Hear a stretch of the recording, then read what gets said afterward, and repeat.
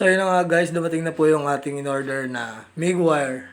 Ayan po yung pang-welding natin guys sa mga manipis na aero. Tara, samahan niyo ako at i-unbox ko na po ito guys. At para magamit na rin po natin. Ayan po yung MIG wire guys. Ayan po.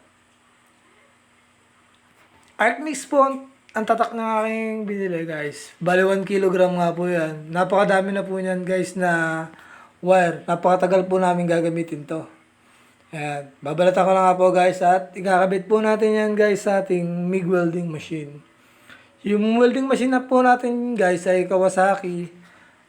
Pwede po siya sa TIG, MIG at ARC. Ayan. Ito po yung MIG welding guys. MIG wire. Ikakabit po natin dito sa ating MIG welding machine. Para may welding po natin sa maninipis na yero. Ayan guys. Bali ito na nga po yung Kawasaki welding machine natin. At lilinisin po muna natin yan guys at medyo matagal na naka-stock. Alisin lang po natin yung mga alikabok ng bahagya. Ayan. Bali dito po nilalagay yan guys sa may cover, sa loob nito. Binabala lang po yan. Ayan.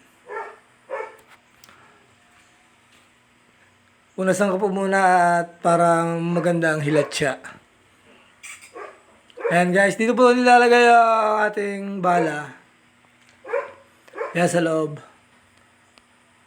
Ayan, ibabakyong ko po muna guys at medyo madumi na po yung loob niyan. Sobrang tagal na po kasi hindi nagamit.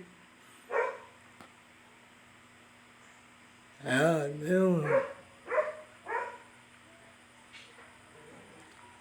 Ayan, nililinis po muna natin yan guys yung loob niyan para smooth ang rolling ng ating MIG welding machine.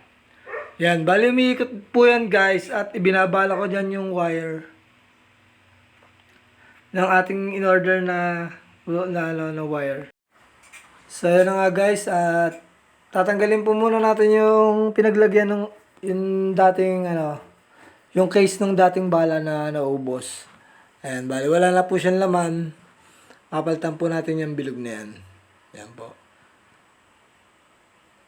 Ito po mismo yung pinagpalitan natin at walang-wala na talaga siyang laman. Ayan. Ito po naman yung bago nating bilhin na in-order natin sa online. Ayan. Napakaganda po nito guys.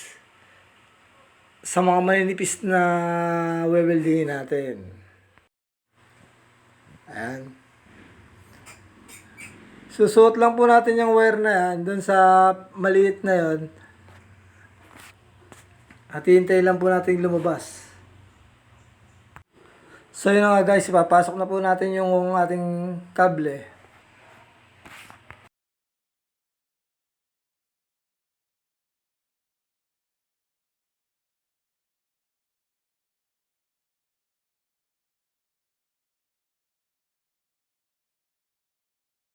Ayan guys, ilalak na po natin yung ating case para secured po yung pag-ikot niya.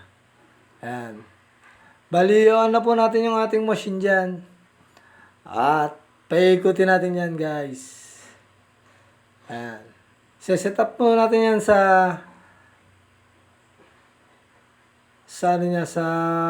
tune niya na MIG. Ayan.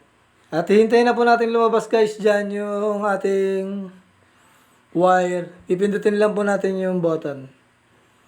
At hintayin na po natin lumabas yung ating wire dun sa dulo.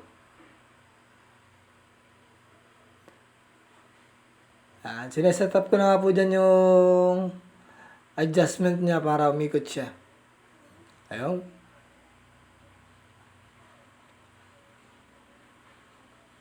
Ayan, hintayin lang po natin lumabas guys. At pwede na natin simulan ng pag-welding yan. Ayan, kung napapansin nyo, umiikot na po yung ating case. Ganyan po ang machine ng MIG. Pero ito po pwedeng i-convert sa ARC. Ayan, guys, testingin po natin ang ating binili sa online. Bali, pagdidikitin lang po muna natin yung dalawang plane sheet na yan. Uy, may ground. Ayun. Medyo naninibago nga po ako niyan guys kasi matagal na po akong hindi nakakagamit niyan. At ayan na, ite-testing na po natin.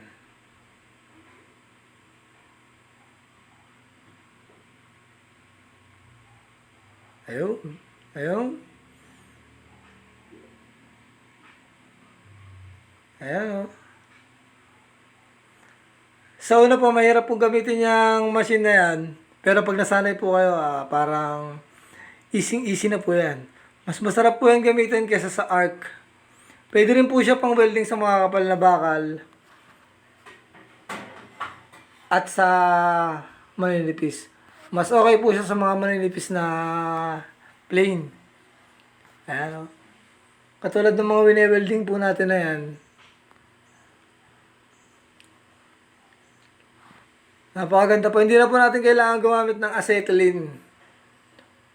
Ayan, okay na po guys. At dito po natin gagamitin yan guys sa ating project na mga kailangan ilata. Ayan, yung mga bulok na po yan guys. Papalitan na po natin ng yero yan. Diyan po natin gagamitin yung ating binili. Ayan guys.